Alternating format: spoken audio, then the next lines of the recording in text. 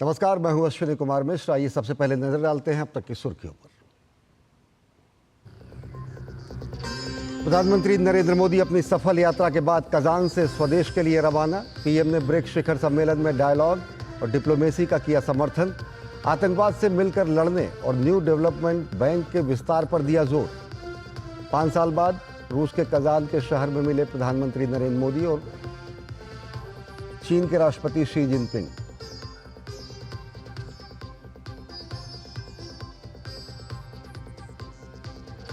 पांच साल बाद रूस के कजान शहर में मिले प्रधानमंत्री नरेंद्र मोदी और चीन के राष्ट्रपति शी जिनपिंग। एलएसी पर 2020 की स्थिति की बहाली का किया स्वागत। प्रधानमंत्री नरेंद्र मोदी ने राष्ट्रपति पुतिन और रूस के लोगों को उनके आतिथ्य के लिए दिया धन्यवाद।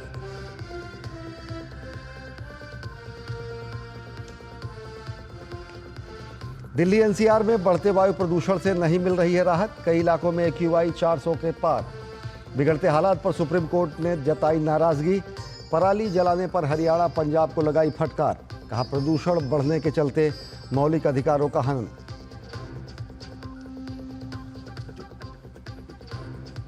बंगाल की खाड़ी पर बना गहरे दबाव का क्षेत्र चक्रवाती तूफान दाना में बदला।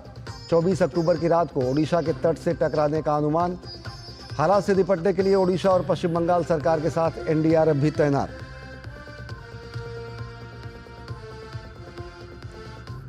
तुर्की के एरोस्पेस और रक्षा कंपनी टुसास के परिसर पर आतंकवादी हमला।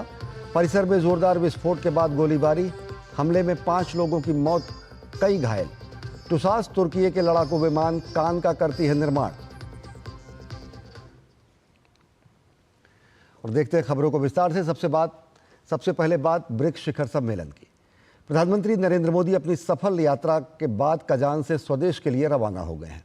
कजान में जुटे ब्रिक्स शिखर सम्मेलन में देश के नेताओं के प्रमुख वैश्विक मुद्दों पर विस्तार से चर्चा की। प्रधानमंत्री नरेंद्र मोदी ने अपने संबोधन में मानव केंद्रित दृष्टिकोण पर बल दिया। प्रधानमंत्री ने कहा कि हम युद्ध नहीं, संवाद और कूटनीति के समर्थक हैं। प्रधानमंत्री ने प्रगति के सफर में सबको साथ लेकर आगे बढ़ने और वैश्विक चुनौतियों से मिलकर निपटने का संदेश दिया। 16वें ब्रिक्स शिखर सम्मेलन के मंच से विश्व के नाम प्रधानमंत्री नरेंद्र मोदी का संदेश एकदम स्पष्ट रहा। मानव केंद्रित दृष्टिकोण के साथ आगे बढ़ना और युद्ध के बजाय संवाद और कूटनीति का रास्ता अपनाना। संघर्ष, खाद्य सुरक्षा और आर्थिक अनिश्चितता के साथ साथ पीएम ने डीप फेक और साइबर सुरक्षा जैसी नई चुनौतियों पर भी चर्चा की। पीएम ने ब्रिक्स को भारत के निरंतर सहयोग की प्रतिबद्धता दोहराई। हमारी विविधता और मल्टीपोलरिटी में हमारा दृढ़ विश्वास हमारी ताकत है। हमारी यही ताकत और मानवता में साझा विश्वास हमारी भावी पीढ़ी के समृद्ध और सशक्त भविष्य को सार्थक रूप देने में सहयोग होगा। पीएम ने एक बार फिर शांति और संवाद का संदेश दोहराया। पीएम ने कहा कि हम युद्ध नहीं, संवाद और कूटनीति के समर्थक हैं। आतंकवाद और उसकी फंडिंग के खिलाफ मजबूत सहयोग पर बल देते हुए पीएम ने इसे लेकर दोहरे मापदंड को अस्वीकार्य बताया। पीएम ने युवाओं में कट्टरता को रोकने के लिए सक्रिय रूप से कदम उठाने पर जोर दिया। पीएम ने कहा कि ब्रिक्स को दुनिया को संदेश देना चाहिए कि वो विभाजनकारी नहीं, जनहितकारी समूह है। ब्रिक्स के मंच से पीएम ने इंफ्रा विकास संबंधी भारत के अनुभव साझा किए। पीएम ने ब्रिक्स की पहल न्यू डेवलपमेंट बैंक के विस्तार की सराहना की।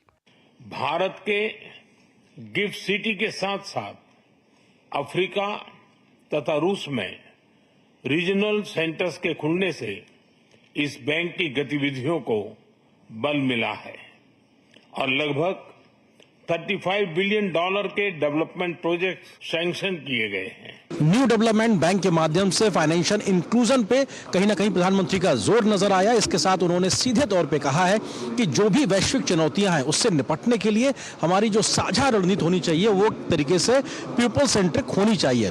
ब्रिक्स के विस्तार का जिक्र करते हुए पीएम ने वैश्विक अर्थव्यवस्था में इसके बड़े प्रतिनिधित्व को रेखांकित किया। पीएम ने ब्रिक्स देशों के बीच आर्थिक सहयोग मजबूत करने से जुड़ी सहमति को महत्वपूर्ण बताया। पीएम ने एमएसएमई के हितों पर ध्यान देने को भी जरूरी करार दिया। 2021 में भारत की अध्यक्षता के दौरान प्रस्तावित ब्रिक्स स्टार्टअप फोरम इस वर्ष लॉन्च किया जाएगा। भारत द्वारा दिया गया रेलवे रिसर्च नेटवर्क का इनिशिएटिव भी ब्रिक्स देशों के बीच लॉजिस्टिक्स और सप्लाई चेन कनेक्टिविटी बढ़ाने में अहम भूमिका निभा रहा है। पीएम के संबोधन में सभी प्रमुख मुद्दों की गूंज साफ सुनी गई। वैश्विक संस्थानों में सुधार, टकराव के बजाय संवाद और प्रगति के सफर में सभी को साथ लेकर आगे बढ़ने का यह संदेश दुनिया ने बड़े गौर से सुना। Bureau report, DD news. प्रधानमंत्री नरेंद्र मोदी ने संयुक्त अरब अमीरात के राष्ट्रपति शेख मोहम्मद बिन जायद अल नाहयान से रूस के कजान में मुलाकात की। दोनों नेताओं ने भारत यूएई व्यापक रणनीतिक साझेदारी की समीक्षा की। दोनों नेताओं ने पश्चिम एशिया की स्थिति पर भी विचारों का आदान प्रदान किया। शांति, सुरक्षा और स्थिरता की शीघ्र बहाली के लिए प्रयास जारी रखने पर सहमति जताई गई।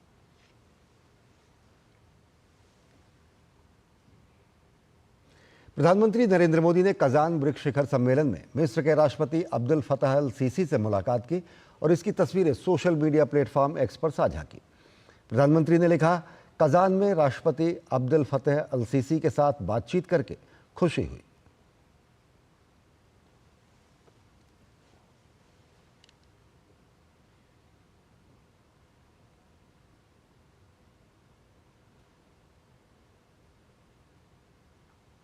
प्रधानमंत्री नरेंद्र मोदी ने कजान ब्रिक्स शिखर सम्मेलन का एक वीडियो सोशल मीडिया पर साझा किया। प्रधानमंत्री नरेंद्र मोदी ने राष्ट्रपति पुतिन, सरकार और रूस के लोगों को उनके आतिथ्य के लिए धन्यवाद दिया।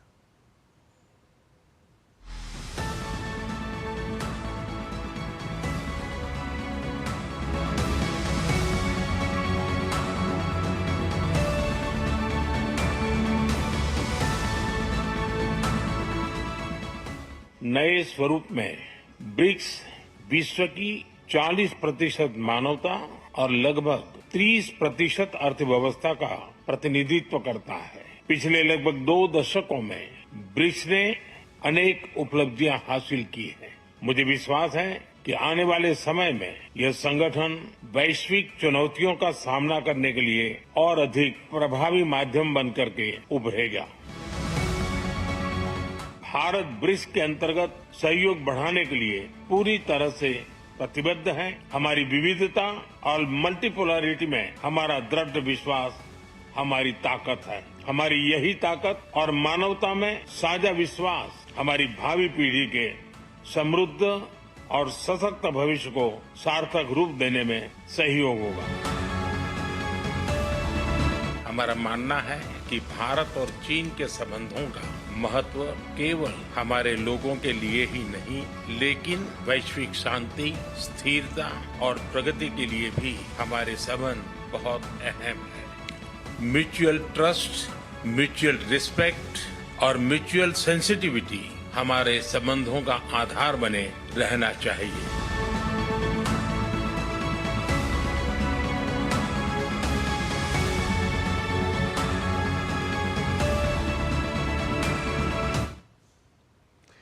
विदेश मंत्री डॉक्टर एस जयशंकर ने इंडोनेशिया के विदेश मंत्री सुगियोनो से मुलाकात की।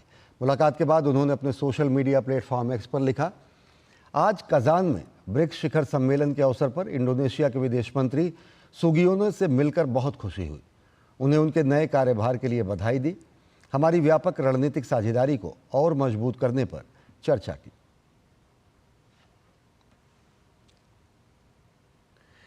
भारत के विदेश मंत्री डॉक्टर एस जयशंकर ने कजान में मलेशिया के अर्थव्यवस्था मंत्री राफिजी रामली से मुलाकात की। विदेश मंत्री डॉक्टर एस जयशंकर ने मलेशिया के अर्थव्यवस्था मंत्री से मुलाकात पर खुशी व्यक्त की। विदेश मंत्री ने अपने सोशल मीडिया अकाउंट में अनुभव व्यक्त करते हुए लिखा, आज कजान में मलेशिया के अर्थव्यवस्था मंत्री राफिजी रामली से मुलाकात हुई। हमारे प्रधानमंत्रियों के बीच हाल ही में हुई बैठकों के बाद की गतिविधियों, खासकर नई और उभरती प्रौद्योगिकियों पर चर्चा हुई।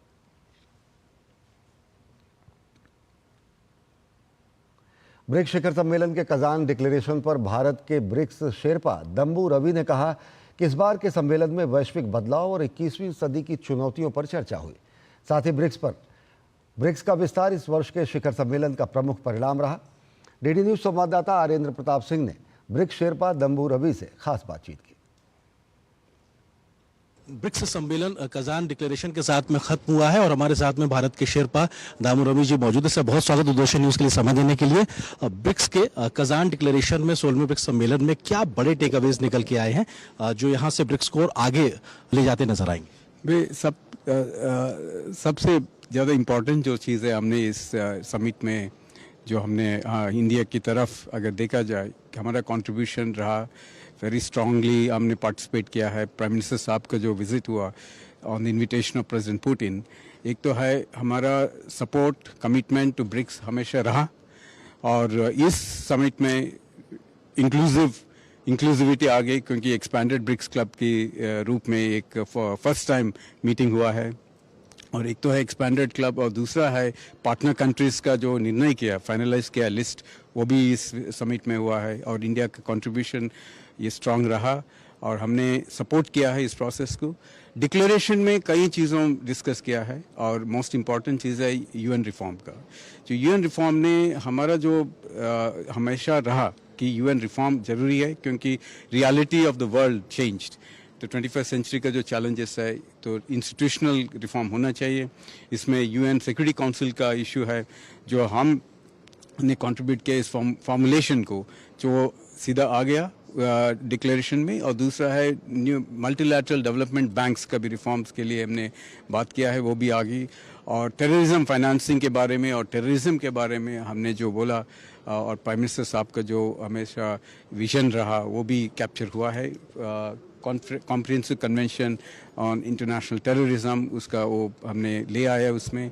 और फाइनेंशियल कोऑपरेशन एक तो बहुत इंपॉर्टेंट है क्योंकि इकोनॉमिक चैलेंजेस जो है इस 21st सेंचुरी में तो उसको ध्यान रख के payment in trade settlement in national currencies का एक इम्पॉर्टेंट मुद्दा हुआ और ये फिनटेक सॉल्यूशंस है पेमेंट मैकेनिज्म्स को।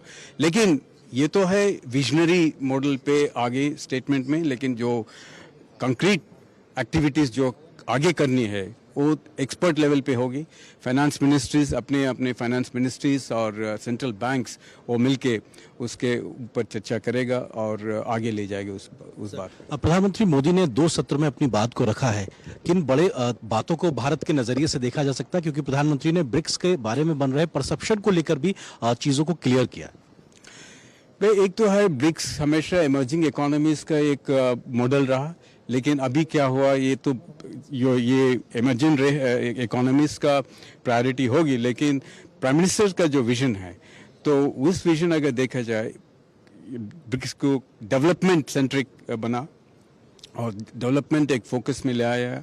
दूसरा है ग्लोबल साउथ का जो इश्यूज है कंसर्न्स है इसमें ब्रिक्स में प्रायोरिटी मिलेगा। तो वो है प्रधानमंत्री का जो फोकस है और हमने ब्रिक्स को भी इसी तरह का ग्लोबल साउथ इश्यूज को फोकस में लाके डेवलपमेंट सेंट्रिक बनाने के लिए, पीपल सेंट्रिक बनाने के लिए एक प्रायोरिटी है और पीएम साहब का जो विजन है इसमें रियलाइज हो रहा है। और महाराष्ट्र विधानसभा चुनाव में विपक्षी गठबंधन महाविकास अघाड़ी में सीट बंटवारे का मसला अब तक नहीं सुलझा हुआ है। उद्धव ठाकरे, शरद पवार के गुटों और कांग्रेस के बीच माथापच्ची का दौर जारी है। हर पार्टी अपने अपने लिए अधिक सीटों की मांग पर अड़ी हुई है। महाविकास अघाड़ी की इस अंतरकलह पर महायुति ने जमकर निशाना साधा है। महाराष्ट्र में महाविकास अघाड़ी के बीच सीटों के बंटवारे का पेंच नहीं सुलझ रहा है। कांग्रेस, उद्धव ठाकरे की शिवसेना और शरद पवार की एनसीपी के बीच माथापच्ची का दौर जारी है, लेकिन सीट शेयरिंग को लेकर पूरी तरह से हल निकलता नजर नहीं आ रहा है। पिछले कई दिनों से लगातार मैराथन बैठक करने के बावजूद भी एमवीए में सीट शेयरिंग को लेकर विवाद बढ़ता ही जा रहा है। मुंबई से दिल्ली तक वरिष्ठ नेता माथापच्ची करते रहे, लेकिन कोई हल नहीं निकला। बुधवार सुबह से तीनों पक्ष प्रेस कॉन्फ्रेंस करके सीट बंटवारे के ऐलान की बात करते रहे, लेकिन जब शाम को प्रेस कॉन्फ्रेंस हुई तब भी सभी सीटों पर बात नहीं बन पाई है। तीनों दल 85-85 सीटों पर लड़ने पर सहमत हुए हैं। आज हमने एक निश्चित किया कि 85 270 का एक मत हमने किया है सीट के ऊपर। और जो 28 सीट है जो हमारी अलायंस है, सिकाप होगी, कम्युनिस्ट होगा, समाजवादी होगा, 18 सीट है जो हमारी 18 सीट जो है, तो उसमें जो हमारी अलायंस जो दल है उनसे भी हम चर्चा करके उनको भी कुछ जगह देने का है। इस बीच उद्धव ठाकरे की शिवसेना ने 65 सीटों पर उम्मीदवारों के नाम का ऐलान कर दिया है। हालांकि 100 सीटों पर चुनाव लड़ने की बात करके संजय राउत ने एमवीए में दबाव बढ़ा दिया है। उधर महायुति महाविकास अघाड़ी में चल रहे घमासान पर हमला कर रही है। कांग्रेस और उबाठा में जो विवाद है वो लगातार बढ़ता चला जा रहा है। अभी भी कोई फार्मूला तय नहीं हुआ। मतलब जब सीटों के बंटवारे पर तीनों पार्टियों में इतने मतभेद हैं और इतने झगड़े हैं तो समझ सकते हैं कि चुनाव लड़ते समय ये आपस में कितना झगड़ेंगे। इस बीच मुख्यमंत्री एकनाथ शिंदे की अगुवाई वाली शिवसेना ने उम्मीदवारों की पहली सूची जारी कर दी है। पार्टी ने पहली सूची में कुल 45 प्रत्याशियों के नामों का ऐलान किया है। मुख्यमंत्री एकनाथ शिंदे कोपरी 5 पखाड़ी सीट से चुनाव लड़ेंगे। अजीत पवार की एनसीपी ने 38 उम्मीदवारों की सूची जारी की है, जिसमें बारामती से अजीत पवार और येवला से छगन भुजबल चुनाव लड़ेंगे। इससे पहले बीजेपी ने 99 प्रत्याशियों के नामों का ऐलान किया था। मीडिया वाले सुबह से इंतजार में रहे कि पत्रकार वार्ता की जाएगी, पत्रकारों को बताया जाएगा, आखिरी मुहर जो है वो लगेगी कि कौन सी पार्टी को कितनी सीट मिलेगी। लेकिन अब तक ऐसा लग रहा है कि महाविकास अघाड़ी की गाड़ी कहीं ना कहीं लड़खड़ाई हुई दिख रही है। अपने सहयोगी सुरेश काले के साथ मुकेश कुमार शीतल, दूरदर्शन समाचार, महाराष्ट्र। बिहार की 4 विधानसभा सीटों पर 13 नवंबर को उपचुनाव होना है। इसके लिए राज्य में राजनीतिक अखाड़ा सजकर तैयार हो गया है। बक्सर लोकसभा के अंतर्गत आने वाली रामगढ़ विधानसभा सीट का चुनाव इस बार बेहद महत्वपूर्ण माना जा रहा है। इस सीट पर राजद की नाक दांव पर लगी हुई है। हालांकि जनता का मूड बदला हुआ दिख रहा है। देखिए हमारी खास रिपोर्ट। बिहार में उपचुनाव को लेकर राजनीतिक गतिविधियां तेज हो गई हैं। इस चुनाव में जीत के लिए हर राजनीतिक पार्टी अपना पूरा जोर लगा रही है। बक्सर लोकसभा के अंतर्गत आने वाली रामगढ़ विधानसभा सीट का उपचुनाव बीजेपी और राजद के लिए बेहद महत्वपूर्ण माना जा रहा है। यह सीट राजद की मजबूत गढ़ है। राजद ने उपचुनाव में अजीत कुमार सिंह को अपना प्रत्याशी चुना है। बता दें कि बक्सर के सांसद सुधाकर सिंह और अजीत कुमार सिंह दोनों राष्ट्रीय जनता दल के प्रदेश अध्यक्ष जगदानंद सिंह के बेटे हैं।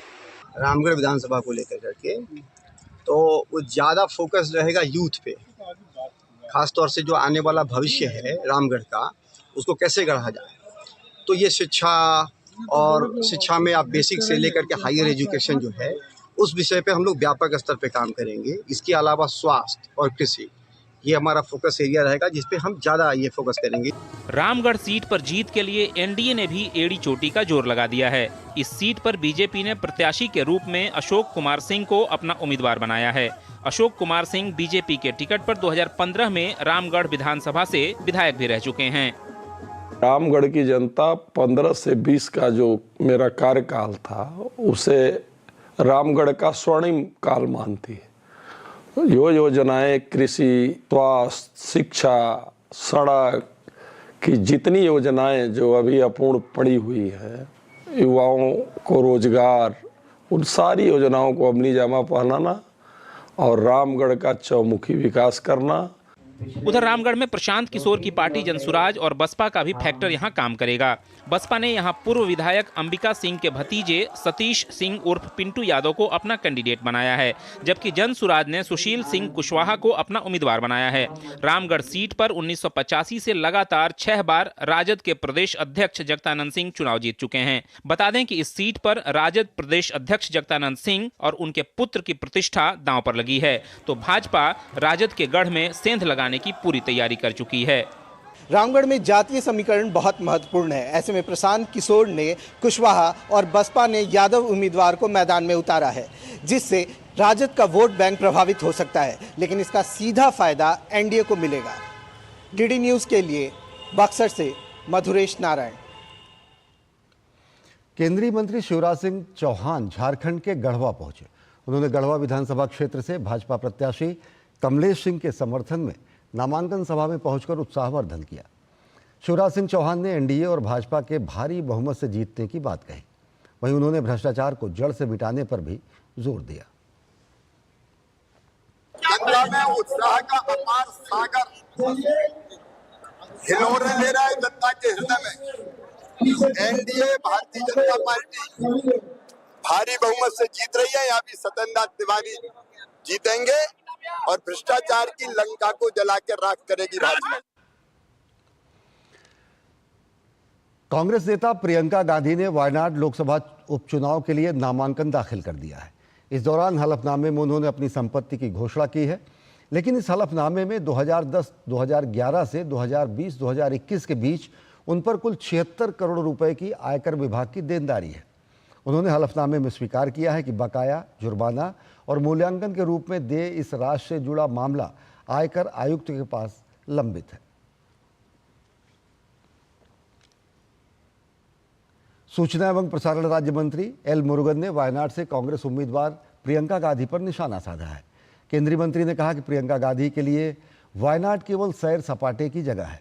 केंद्रीय मंत्री ने कहा कि त्रिशूर के बाद भाजपा वायनाड में अपना खाता खोलने के लिए तैयार है। Priyanka Gandhi came for a tourist visit to Wayanad. So our BJP is contesting there. Our account already opened in Thrissur, Kerala. This second seat we are going win in Wayanad. Our BJP is working hard there in that seat. So the people won't believe the tourists. The people will believe the home people, the hometown people, and those who want to develop the Kerala. The BJP only is going to give the development in Kerala. चक्रवाती तूफान दाना तेजी से बंगाल की खाड़ी की ओर बढ़ रहा है।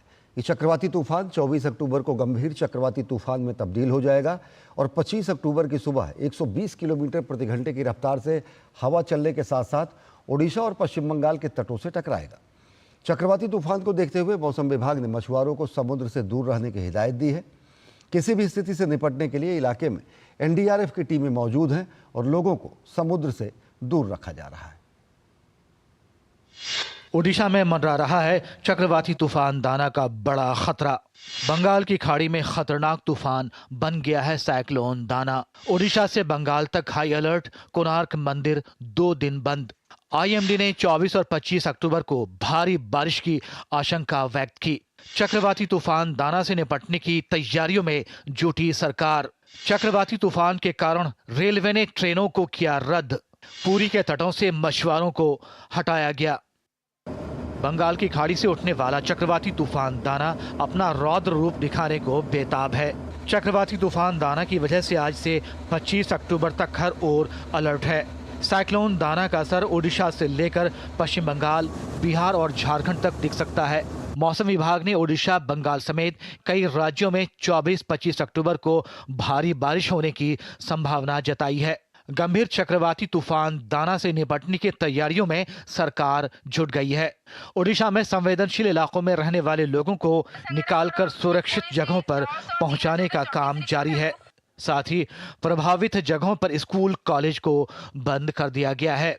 इस तूफान की वजह से साउथ ईस्टर्न रेलवे ने करीब 150 से अधिक ट्रेनें रद्द कर दी हैं। कोस्ट गार्ड को हाई अलर्ट पर रखा गया है।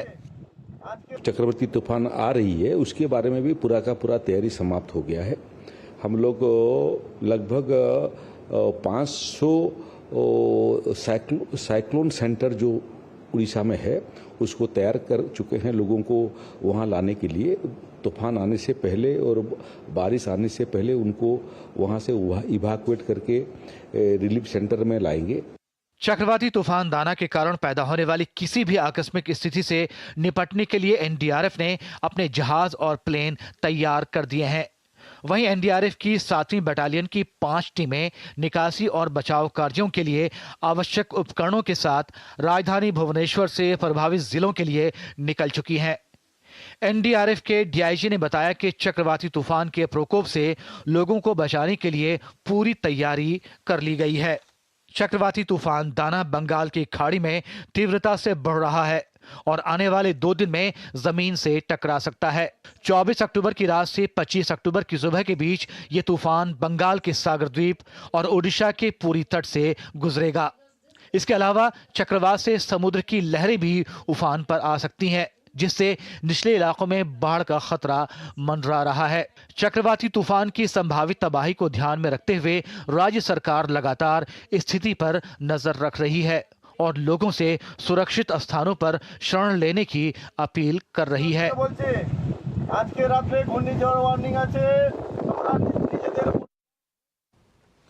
चक्रवाती तूफान दाना से निपटने के लिए कार्य युद्ध स्तर पर किया जा रहा है।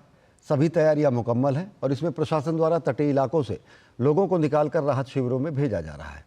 साथ ही राज्य के 14 जिलों के संवेदनशील इलाकों में 249 बचाव दल तैनात किए गए हैं, जिनमें एनडीआरएफ की 20 टीमें, ओडीआरएफ की 51 टीमें और अग्निशमन सेवा की 178 टीमें तैनात की गई हैं। 45 टीमें अतिरिक्त और रिजर्व रखी गई हैं। 46 गोताखोरों को भी अलर्ट पर रखा गया है। भारतीय नौसेना के 2 शिप अलर्ट मोड पर तैयार रखे गए हैं। प्रशासन द्वारा 3000 से अधिक ऐसे संवेदनशील गांवों को चिन्हित कर लोगों को सुरक्षित स्थानों पर पहुंचाया जा रहा है, जिसके लिए 840 पक्के और 5402 अस्थायी राहत शिविर बनाए गए हैं। साथ ही प्रशासन द्वारा समुद्र से लगभग मछुआरों की 19,362 नावों को सुरक्षित किनारे पर लगाया गया है। राज्य सरकार द्वारा लोगों के लिए जिलेवार हेल्पलाइन नंबर भी जारी किए गए हैं। वहीं सरकार द्वारा उच्च स्तरीय बैठक के बाद फैसला लिया गया कि तमाम आश्रय स्थलों में भोजन, पेयजल, प्रकाश, स्वच्छता और स्वास्थ्य सुविधा के साथ साथ शिशु आहार की भी व्यवस्था की जाए। अभियंत्रण विभाग क्षतिग्रस्त सड़कों की तत्काल मरम्मत की व्यवस्था करेगा। सरकार की तरफ से आपदा प्रबंधन में अनुभव रखने वाले 6 वरिष्ठ IAS अधिकारियों को बचाव एवं राहत अभियान की समग्र निगरानी के लिए 6 अधिक संवेदनशील जिले पुरी, जगत सिंहपुर, केंद्रपाड़ा, मयूरभंज, भद्रक और बालासोर में तैनात किया गया है। दाना तूफान से बचाव एवं तैयारी को लेकर एनडीआरएफ के कैप्टन असलम ने कहा है कि ओडिशा में एनडीआरएफ की कई टीमें तैनात की गई हैं, जो किसी भी चुनौती से निपटने के लिए तैयार हैं। NDRF is fully prepared to face any contingencies. We are loaded with cutting equipments and lifting equipments for restorations if required. And also we have also equipped with aquatic equipments to manage any water contingencies if arises. पूरा ओडिशा में more than 20 teams NDRF का आया. In this particular district, two teams है.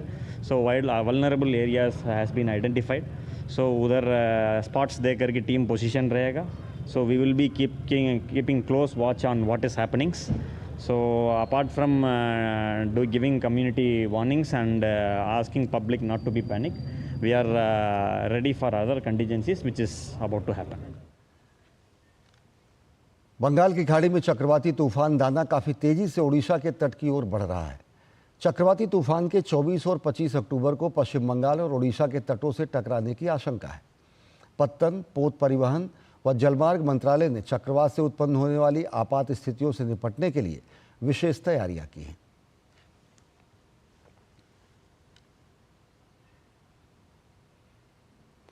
दिल्ली में वायु प्रदूषण और बढ़ गया है। जहरीली हवा ने पूरी दिल्ली को ढक लिया है। दिल्ली अब पूरी तरह गैस चैम्बर में तब्दील हो चुकी है। राष्ट्रीय राजधानी दिल्ली के कई इलाकों में एयर क्वालिटी इंडेक्स 400 के पार चला गया है। दिल्ली में जहरीली हुई हवा। दिल्ली दिवाली से पहले बनी गैस चैम्बर। कई इलाकों में AQI पहुंचा 400 के पार। जहरीली हवा ने पूरी दिल्ली को ढक लिया है। दिल्ली में छाई धुंध की मोटी चादर। दिल्ली में प्रदूषण का स्तर लगातार बढ़ रहा है। दिल्ली सरकार ने कृत्रिम बारिश कराने के लिए केंद्र को लिखा पत्र। दिल्ली सरकार के प्रदूषण रोकथाम के सारे दावे हुए फेल। दिल्ली NCR में प्रदूषण की समस्या लगातार गहराती जा रही है, जिससे जनजीवन पर बुरा असर पड़ रहा है।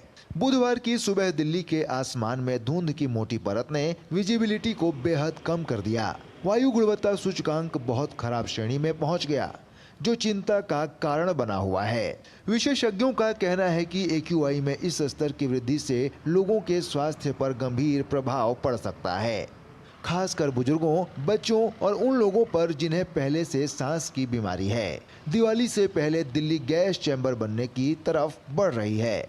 हवा में धूल के कण और जहरीली गैसों की मात्रा भी बढ़ गई है।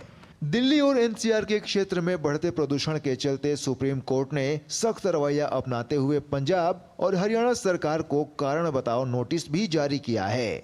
सुप्रीम कोर्ट ने कहा कि पराली जलाने वालों के खिलाफ सख्त दंडात्मक कार्यवाही नहीं हो रही है। वायु गुणवत्ता प्रबंधन आयोग द्वारा प्रदूषण नियंत्रण के लिए लागू किए गए ग्रेडेड रिस्पॉन्स एक्शन प्लान का दूसरा चरण लागू होने के बावजूद दिल्ली NCR में प्रदूषण का स्तर कम नहीं हो रहा है। इस योजना के तहत सख्त नियम लागू किए गए हैं, लेकिन इसके बावजूद हवा की गुणवत्ता बहुत खराब रही है। विभिन्न क्षेत्रों में दर्ज की गई वायु गुणवत्ता के आंकड़े बताते हैं कि अधिकतर जगहों पर प्रदूषण का स्तर 301 से 400 के बीच है, जिसे बहुत खराब श्रेणी में रखा जाता है। इसके अलावा आने वाले दिनों में भी प्रदूषण के इस स्तर में सुधार की उम्मीद कम नजर आ रही है। कि हम जो लोग रेगुलर निकलते हैं अपने घर से, वो पोल्यूशन से बच सके और हम लोगों को आसानी हो सांस लेने में। इतने समय से पॉल्यूशन को ठीक करने के प्रयत्न किए जा रहे हैं, तो कहीं ना कुछ तो कमी रह ही जाती है, चाहे इंडिविजुअल लेवल पे हो, सरकार के लेवल पे हो या संस्था के लेवल पे हो। यमुना की भी यही है, हर साल उसमें पोल्यूशन बढ़ता ही जा रहा है, कितना केमिकल उसमें आ रहा है, उसके ऊपर भी थोड़ा सा सरकार को ध्यान देना चाहिए। दिवाली के बाद छठ का त्योहार है और लाखों श्रद्धालु पूजा के लिए यमुना नदी पर जाएंगे, लेकिन यमुना बर्फनुमा सफेद झाग की परतों से ढकी हुई है। सभी तरफ सिर्फ झाग का सैलाब नजर आ रहा है। दिल्ली में प्रदूषण की रोकथाम के लिए दिल्ली सरकार दावे तो बहुत कर रही है, लेकिन दिल्ली में ग्रैब का दूसरा चरण लागू करने के बाद भी दिल्ली वाले जहरीली हवा झेलने के लिए अभिशप्त हैं। दिल्ली की जनता दिल्ली सरकार से सवाल पूछ रही है कि प्रदूषण के लिए आखिर जिम्मेदार कौन है, जिसका जवाब मुख्यमंत्री आतिशी और पूर्व मुख्यमंत्री अरविंद केजरीवाल को देना होगा। कैमरामैन ललित कुमार के साथ अमरेंद्र गुप्ता, डीडी न्यूज, दिल्ली। दिल्ली के दक्षिण रेंज एरिया में पेड़ों के कटाई के मामले में डीडीए के चेयरमैन और दिल्ली के उपराज्यपाल विनय सक्सेना ने सुप्रीम कोर्ट में हलफनामा दाखिल किया है। एलजी ने इस मामले में अपना बचाव करते हुए कहा कि उन्हें इस बात की जानकारी नहीं थी और न ही उन्हें इस बात की जानकारी दी गई थी कि यहाँ पेड़ों की कटाई के लिए सुप्रीम कोर्ट की मंजूरी ज़रूरी है। उन्हें कोर्ट की इजाज़त का पता 21 मार्च को लगा, जब एक्सपर्ट कमेटी के गठन के लिए डीडीए का प्रस्ताव उन्हें मिला, जबकि पेड़ों को काटने का काम 16 फरवरी से शुरू हो चुका था। अपने हलफनामे में एलजी ने कहा कि उनकी मंशा किसी तरह से कोर्ट की अवहेलना की नहीं है।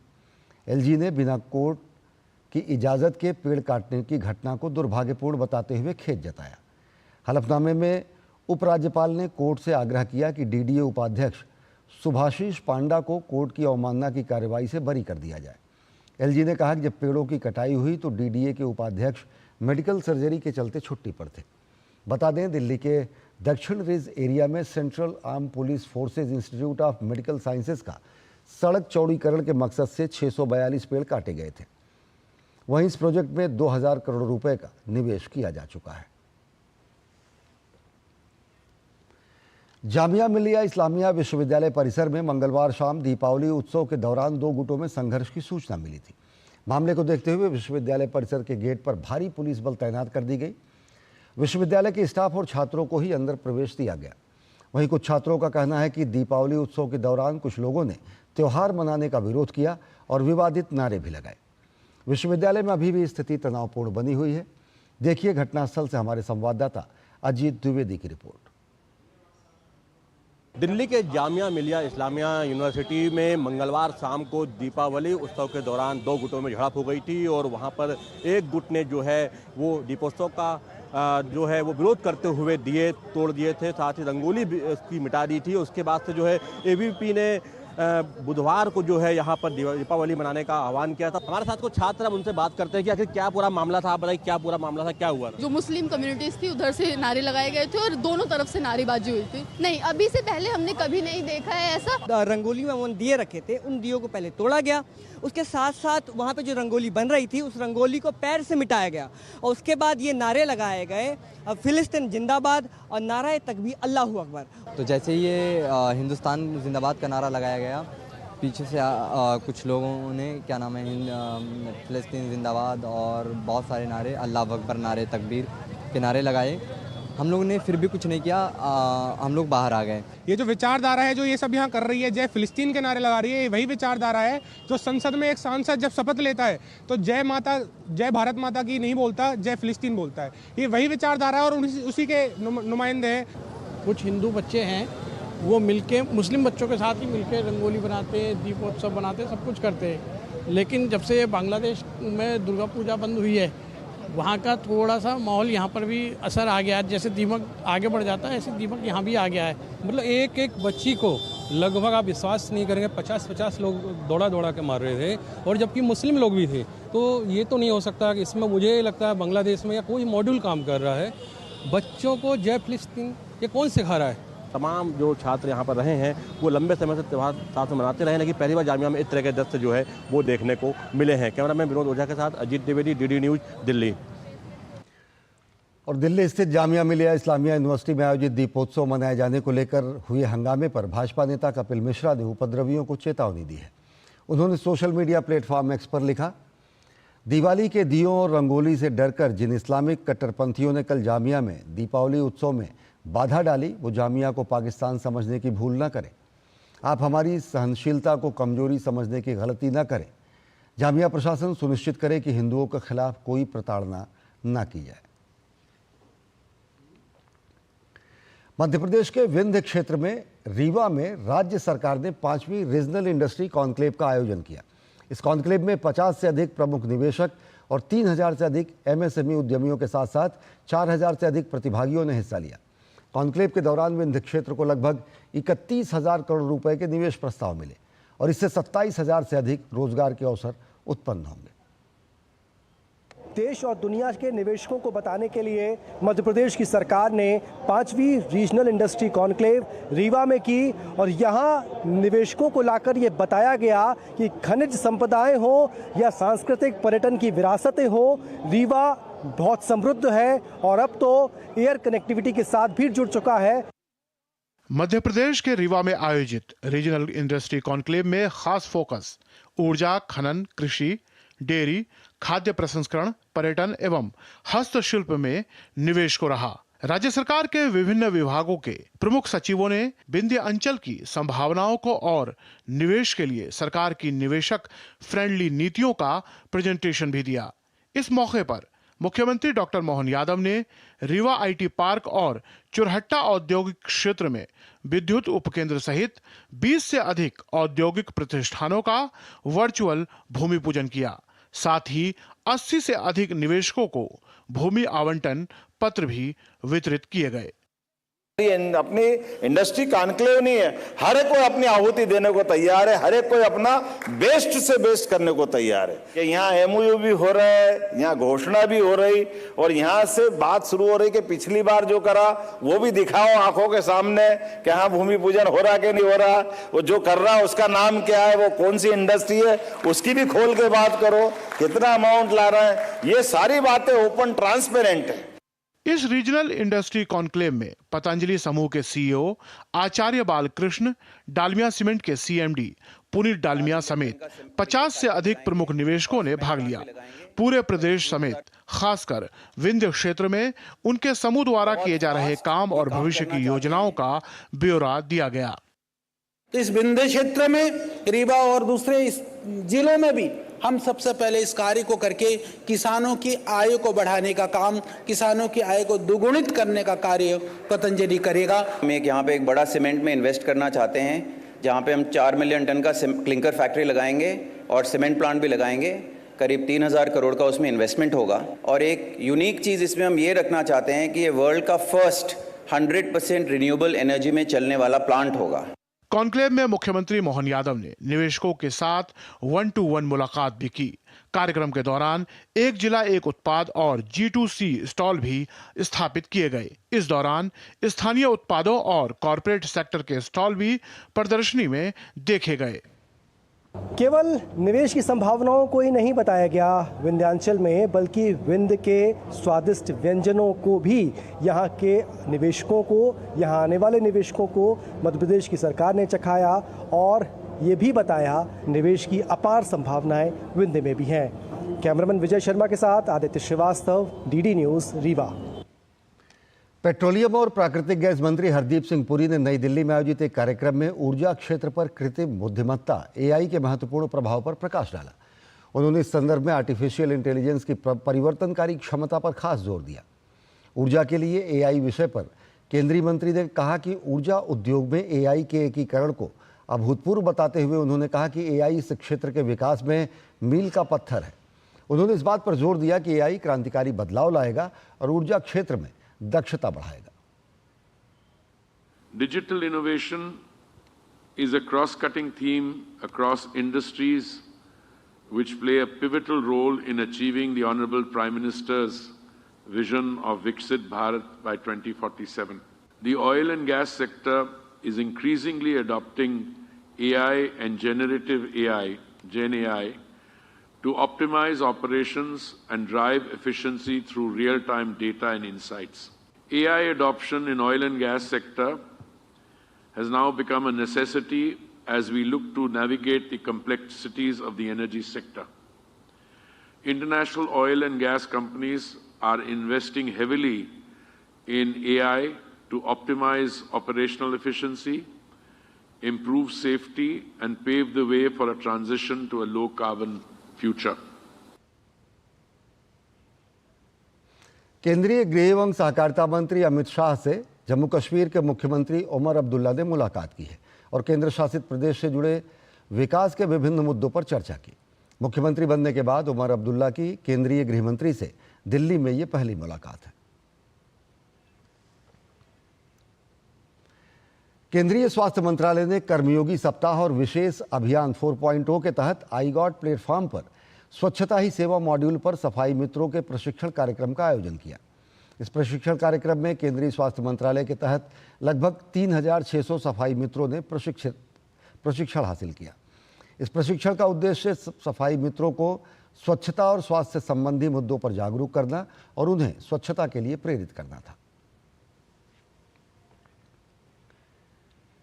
हाइपर मार्केट चेन और मॉल ऑपरेटर लुलु ग्रुप इंटरनेशनल जल्द ही सऊदी अरब में सिक्योरिटी मार्केट में $1.8 बिलियन का आईपीओ लाएगी और इसके माध्यम से कंपनी अपने 25% शेयरों के लिए हिस्सेदारी बेचेगी। कंपनी का आईपीओ 28 अक्टूबर को खुलेगा और इस पर 5 नवंबर तक बोली लगाई जा सकती है। शेयरों की लिस्टिंग 14 नवंबर को होने की उम्मीद है। आईपीओ के लिए कर्मचारी, पेशेवर निवेशक और वरिष्ठ अधिकारियों सहित यूएई के खुदरा निवेशक आवेदन कर सकते हैं। कंपनी ने सालाना वितरण योग्य लाभ के 75% को डिविडेंड के रूप में देने की योजना बनाई है। राष्ट्रीय आपदा के जोखिम को कम करने के लिए दिल्ली में एक सेमिनार का आयोजन किया गया। सेमिनार को संबोधित करते हुए केंद्रीय पर्यटन एवं संस्कृति मंत्री गजेंद्र सिंह शेखावत ने कहा कि हमें प्रकृति का संरक्षण करना है, न कि उसका शोषण करना है। प्रकृति को हम कैसे संरक्षित रख सकते हैं, इसका ज्ञान हमारे ऋषियों मनुष्यों ने दिया है।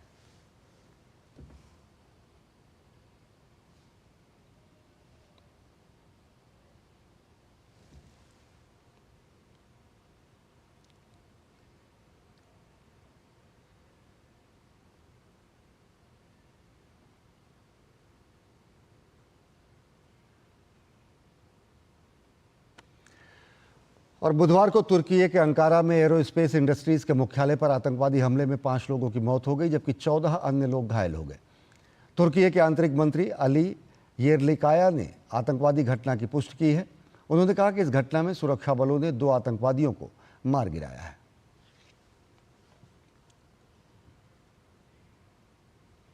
बांग्लादेश में एक बार फिर विरोध प्रदर्शन शुरू हो गया है। इस बार प्रदर्शनकारी देश के राष्ट्रपति मोहम्मद शहाबुद्दीन को हटाने की मांग कर रहे हैं। प्रदर्शनकारियों ने राष्ट्रपति के निवास बंग भवन के सामने प्रदर्शन किया। इस दौरान हजारों की संख्या में लोग राष्ट्रपति भवन के सामने इकट्ठा हुए और नारेबाजी की। बांग्लादेश में एक बार फिर हिंसक प्रदर्शनों का दौर शुरू हो गया है। हालांकि शेख हसीना बांग्लादेश छोड़ चुकी हैं, लेकिन उनकी वजह से एक बार फिर देश में बवाल मचा हुआ है। शेख हसीना ने प्रधानमंत्री पद से इस्तीफा दिया है या नहीं, इसे लेकर अब राष्ट्रपति मोहम्मद शहाबुद्दीन की कुर्सी खतरे में आ गई है। शेख हसीना की सरकार को हटाने वाले प्रदर्शनकारी एक बार फिर सड़कों पर उतर आए हैं। प्रदर्शनकारी शेख हसीना के इस्तीफे के मामले को लेकर राष्ट्रपति मोहम्मद शहाबुद्दीन को हटाने की मांग कर रहे हैं। दरअसल राष्ट्रपति शहाबुद्दीन ने शेख हसीना के इस्तीफे को लेकर जो खुलासा किया है, उसने बांग्लादेश में संवैधानिक संकट खड़ा कर दिया है। राष्ट्रपति शहाबुद्दीन ने कहा कि उनके पास इस बात का कोई दस्तावेजी सबूत नहीं है कि अगस्त में विरोध प्रदर्शन के बीच देश छोड़कर जाने से पहले शेख हसीना ने प्रधानमंत्री पद से इस्तीफा दिया था। इस बीच राष्ट्रपति के इस बयान के बाद बांग्लादेश में इस बात पर चर्चा तेज हो गई है कि क्या शेख हसीना अभी भी देश की प्रधानमंत्री हैं। ऐसे में घटनाक्रम में बांग्लादेश की अंतरिम सरकार की संवैधानिकता पर सवाल खड़े कर दिए गए हैं। गौरतलब है कि 5 अगस्त को शेख हसीना के देश छोड़ने के 3 दिन बाद 8 अगस्त को बांग्लादेश में मोहम्मद यूनुस की अगुवाई में अंतरिम सरकार का गठन हुआ था। राष्ट्रपति ने कहा कि 8 अगस्त को यूनुस और उनकी सलाहकार परिषद के सदस्यों को पद की शपथ को असाधारण स्थिति को देखते हुए आगे बढ़ाने की सलाह दी थी। राष्ट्रपति की टिप्पणी सामने आने के बाद बांग्लादेश में शेख हसीना विरोधी गुट भड़क उठा है। प्रदर्शनकारियों ने केंद्रीय शहीद मीनार के सामने रैली करके शहाबुद्दीन के इस्तीफे की मांग की। प्रदर्शनकारियों ने राष्ट्रपति को फांसीवाद का सहयोगी बताया। वहीं राष्ट्रपति के आधिकारिक आवास बंग भवन की ओर बढ़ते हुए प्रदर्शनकारियों ने राष्ट्रपति शहाबुद्दीन के तुरंत इस्तीफे देने और बंग भवन खाली करने की मांग की। इन प्रदर्शनों को देख अब यूनुस सरकार की दिक्कत बढ़ गई है। अंतरिम सरकार किसी तरह इस प्रदर्शन की आग को बुझाना चाहती है। और अब बात क्रिकेट की। भारत और न्यूजीलैंड के बीच 3 टेस्ट मैचों की सीरीज का दूसरा मुकाबला गुरुवार को पुणे में शुरू होगा। भारतीय टीम को पहले मैच में हार का सामना करना पड़ा था। ऐसे में पुणे टेस्ट में टीम अपनी पुरानी गलतियों को दूर करना चाहेगी। बेंगलुरु टेस्ट में हार का दंश झेलने के बाद अब रोहित शर्मा एंड कंपनी के सामने पलटवार करने का समय पुणे टेस्ट के रूप में है। वैसे पुणे के पिच स्पिनर्स फ्रेंडली होने का अनुमान लगाया जा रहा है। ऐसे में भारतीय टीम के पास अच्छा मौका होगा वापसी का, लेकिन वापसी तभी होगी जब टीम एक यूनिट के तौर पर पुणे टेस्ट में खुद को सामने रखे। भारतीय टीम पर सीरीज जीतने और वर्ल्ड टेस्ट चैंपियनशिप फाइनल के लिए अपनी दावेदारी को मजबूत रखने का दबाव भी है। पहले टेस्ट में जिस तरह से भारतीय बल्लेबाजी पहली पारी में ढह गई, वो अपने आप में टीम की हार की पटकथा को लिख गया था। ऐसे में इस टेस्ट में कुछ बदलाव के साथ टीम इंडिया नजर आ सकती है। गेंदबाजी की बात करें तो यहां स्पिनर्स के लिए काफी कुछ होगा। ऐसे में भारतीय टीम को एक बेहतर कॉम्बिनेशन के साथ उतरना होगा, जबकि पेस अटैक की जिम्मेदारी जसप्रीत बुमराह पर होगी। न्यूजीलैंड की बात करें तो यहां टीम को सबसे बड़ा झटका केन विलियमसन के रूप में लगा है, जो दूसरे टेस्ट से बाहर हो गए। वैसे पुणे में न्यूजीलैंड की टीम पहली बार टेस्ट मुकाबला खेलने उतरेगी। टीम के पास डेवन कॉनवे और रचिन रविंद्र जैसे बल्लेबाज हैं, जिन्होंने शानदार प्रदर्शन किया है। वहीं गेंदबाजी में टिम साउदी और मैट हेनरी भारतीय बल्लेबाजों के लिए बड़ी दिक्कत साबित हो सकते हैं, जबकि एजाज पटेल का फिरकी जाल एक बार फिर से तैयार दिखेगा। पुणे स्टेडियम में भारतीय टीम ने अब तक 2 टेस्ट मैच खेले हैं, जिसमें एक में जीत और एक में हार मिली है। भारत और न्यूजीलैंड के बीच अब तक 63 टेस्ट मुकाबले हुए हैं, जिसमें भारत ने 22 और न्यूजीलैंड ने 14 मैच जीते हैं। वहीं बाकी बचे मैच ड्रॉ रहे हैं। तो अब यह एक ऐसा मुकाबला रहने वाला है जहां टीम इंडिया के लिए जीत काफी अहम रहेगी। वहीं न्यूजीलैंड के पास जीत दर्ज कर सीरीज जीतने और इतिहास रचने का मौका होगा। Sports desk, DD news. केंद्रीय खेल मंत्री डॉक्टर मनसुख मांडविया ने नई दिल्ली में नेशनल स्पोर्ट्स गवर्नेंस बिल 2024 के मसौदे पर चर्चा के लिए हुई बैठक की अध्यक्षता की। यह बैठक विधेयक खेलों से जुड़े समस्त हितधारकों से परामर्श इकट्ठा करने के लिए एक कड़ी का हिस्सा है और इसका उद्देश्य भारत में खेलों के लिए अब तक एक मजबूत ढांचे को आकार देना है। बैठक के दौरान अपने संबोधन में खेल मंत्री ने कहा कि नेशनल स्पोर्ट्स गवर्नेंस बिल मसौदे का उद्देश्य खिलाड़ियों के विकास और कल्याण को बढ़ावा देने के साथ साथ नैतिक शासन सुनिश्चित करने और विवादों के समाधान के लिए व्यापक ढांचा स्थापित करना है। उन्होंने कहा कि विधेयक को एथलीटों, कोच और अन्य हितधारकों की आवश्यकताओं को ध्यान में रखते हुए तैयार किया गया है।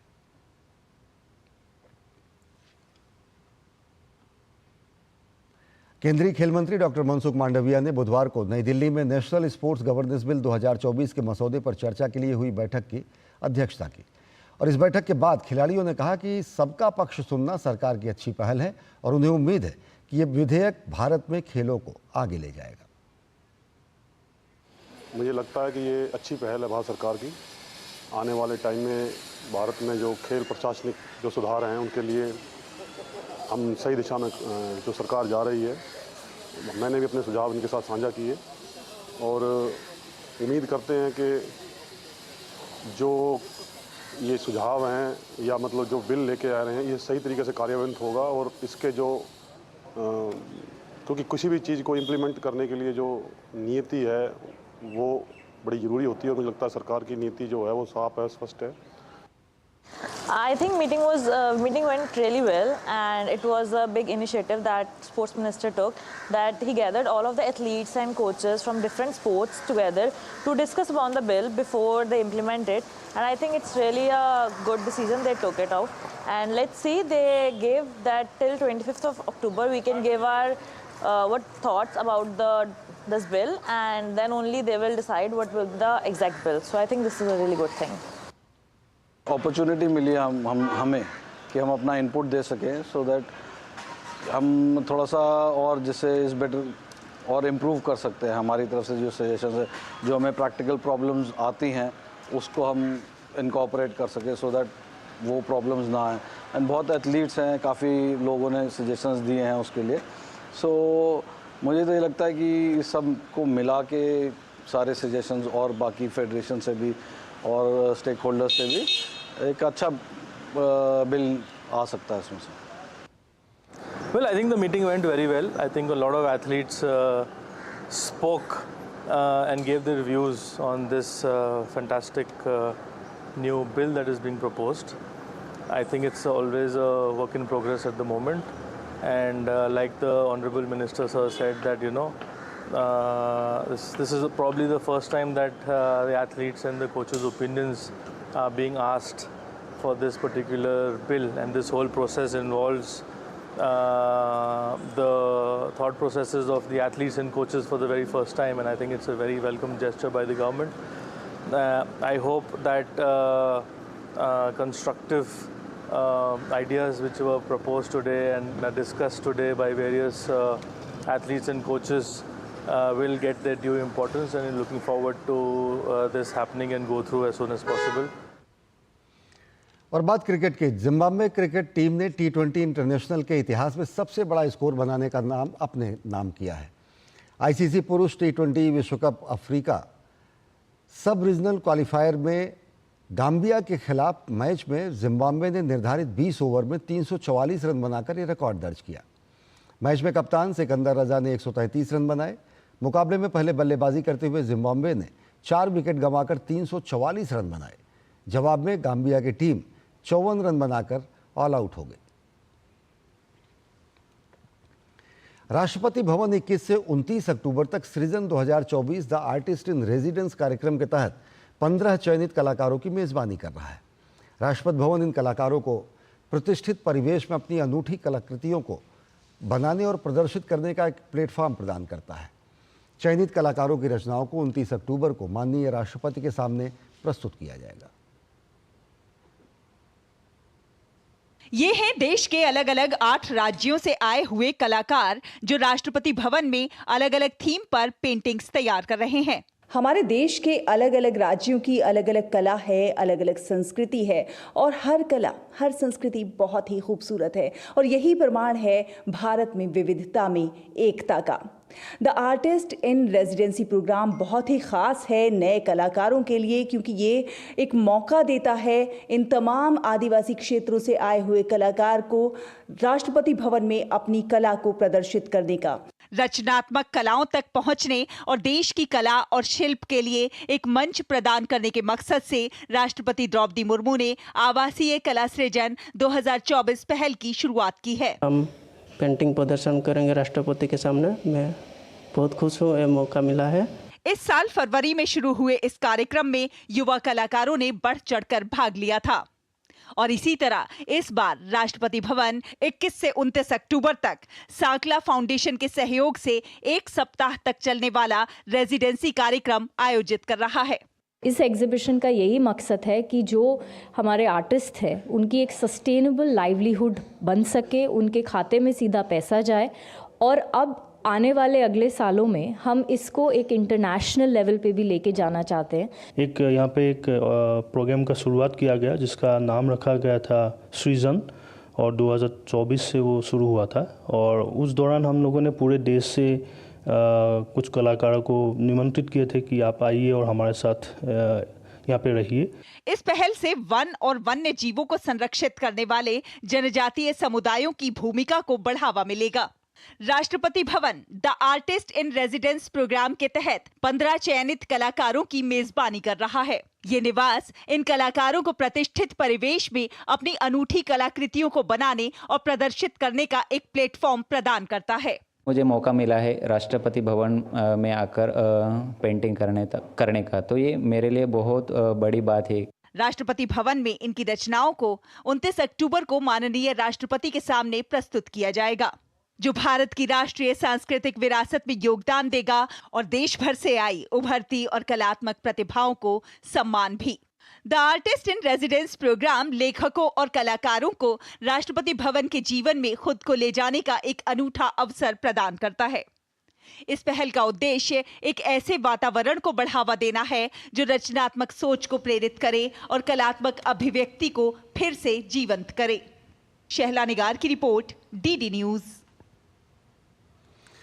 और अब आइए नजर डालते हैं देश की कुछ और महत्वपूर्ण खबरों को फटाफट अंदाज में। ऑस्ट्रेलिया दौरे पर गए शिक्षा मंत्री धर्मेंद्र प्रधान ने अपने ऑस्ट्रेलियाई समकक्ष जेसन क्लेयर एमपी से मुलाकात की। धर्मेंद्र प्रधान ने जोर दिया कि शिक्षा में सहयोग भारत ऑस्ट्रेलिया संबंधों का केंद्र बिंदु है। केंद्रीय सड़क परिवहन एवं राष्ट्रीय राजमार्ग मंत्री नितिन गडकरी ने दिल्ली के कॉन्स्टिट्यूशन क्लब में WCEAM 2014 का उद्घाटन किया। इसका आयोजन IIT कानपुर के द्वारा किया गया। बिहार के मुख्यमंत्री नीतीश कुमार ने सुपौल के मलाड़ गांव में 493 करोड़ रुपए की विभिन्न विकास परियोजनाओं का उद्घाटन किया। इस दौरान मुख्यमंत्री ने महादलित बस्ती का दौरा किया, साथ ही विद्यालय का निरीक्षण भी किया। अरुणाचल प्रदेश के मुख्यमंत्री पेमा खांडू ने पश्चिम कामेंग जिले के दिरांग में कामेंग संस्कृति और विरासत संग्रहालय का उद्घाटन किया। उद्घाटन के दौरान केंद्रीय ग्रामीण विकास राज्य मंत्री कमलेश पासवान भी उपस्थित रहे। मथुरा में राष्ट्रीय स्वयंसेवक संघ के अखिल भारतीय कार्यकारी मंडल की बैठक चल रही है। अखिल भारतीय प्रचार प्रमुख सुनील आम्बेकर ने बताया कि पिछले 99 वर्ष से RSS अच्छे व्यक्तित्व के निर्माण और देश के उज्जवल भविष्य के निर्माण के लिए काम कर रहा है। इलाहाबाद हाई कोर्ट में मथुरा श्री कृष्ण जन्मभूमि और शाही ईदगाह मस्जिद विवाद से जुड़ी सभी याचिकाओं पर एक साथ सुनवाई का रास्ता साफ हो गया है। हाईकोर्ट ने मुस्लिम पक्ष की ओर से दाखिल रिकॉल अर्जी को खारिज कर दिया है। बंगलुरु में निर्माणाधीन इमारत के ढहने से हुए हादसे में मृतकों का आंकड़ा बढ़कर 5 हो गया है। अभी भी कुछ लोगों के मलबे में दबे होने की संभावना है, जिनके बचाव के लिए टीमें लगी हुई हैं। उत्तर प्रदेश के बहराइच मामले में इलाहाबाद हाई कोर्ट के लखनऊ बेंच में सुनवाई हुई। सुनवाई के बाद कोर्ट ने दोनों पक्षों, सरकार और पीड़ितों को मामले में अपने अपने साक्ष्य और दस्तावेज पेश करने के आदेश जारी किए हैं।